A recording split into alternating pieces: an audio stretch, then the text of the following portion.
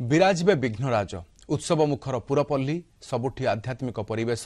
झलसुची सुंदर तोरण पूजा मंडप को आकर्षणीय भाव में सजा जाइछि। विभिन्न अनुष्ठान द्वारा स्कूल कॉलेज रे पूजा पाई पहुंचले छात्र छात्री राति अनिद्रा होई साजसज्जा करिसंती युवपीढ़ी। मिठा दुकान रे मध्य प्रबल गहली एहा सहित विभिन्न मंदिर रे सकाळु सकाळु पूजा आरंभ होई गलानी।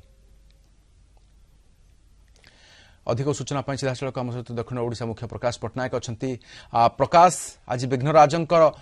दिन एवं खूब शीघ्र सबुठी देखा मिलूँ चलचंचल सब पुरपल्ली विघ्नराजंक आवाहन विभिन्न मंदिर में गहली चहली स्कूल को जीवाई छात्र छात्री समस्त प्रस्तुत सबुठी साजसज्जार चित्र आसुची किभली देखुचंती चित्र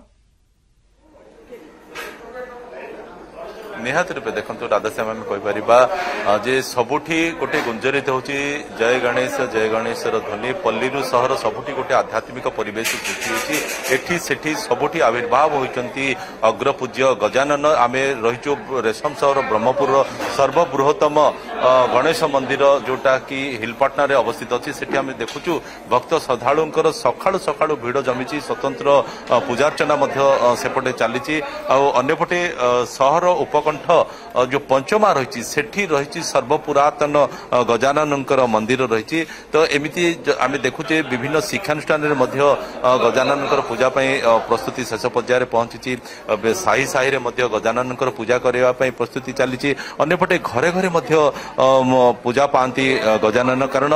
कहुए जे गजानन आगमन सहित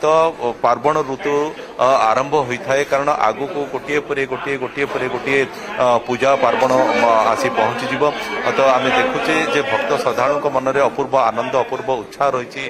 कारण ये होती विघ्न विनाशक जहाँ भी किसी विघ्न थाए ये अचिरे से सब को दूर कर दीजिए। जो भक्त श्रद्धालु मैंने आसुच्च ठाकुर पाखे प्रणिपात कर मुहर शुणा केमती पूजा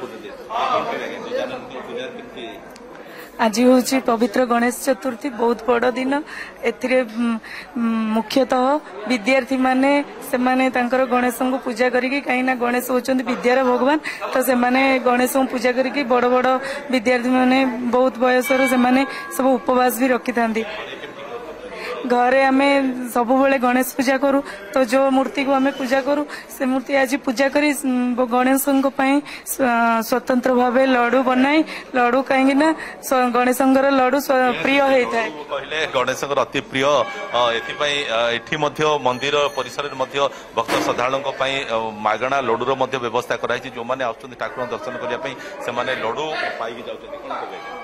ओम वक्रतुंडाय महाकाय कटिसूर्य समप्रभ निर्विघ्ने कुरु मे देव सर्व कार्येषु सर्वदा। ये होचंदी सिद्धि विनायक मंदिर एडी जहाँ भी मागती सिद्धि हुए एवं आमर ए प्रसिद्ध मंदिर हिलपाटनार ए बहुत सुंदर मंदिर एवं बहुत सिद्धि प्रदान करती जी जहाँ कहते से सिद्धि करती से आना सिद्धि विनायक मंदिर भाव प्रसिद्ध। आमर पंचमा मंदिर सबुठारु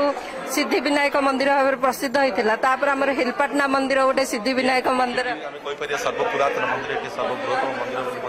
मंदिर अति सुंदर मंत्रमुग्ध परिवेश गोटे सृष्टि आध्यात्मिक परिवेश गोटे सृष्टि धूप दीपर महक चारिआडे बारी हो पड़ुची। आमर जो अगणित प्रिय दर्शक जो मैंने कि आसी पारि नांती ठाकुर दर्शन करने आम माध्यम आम गोटे छोटिया प्रयास करें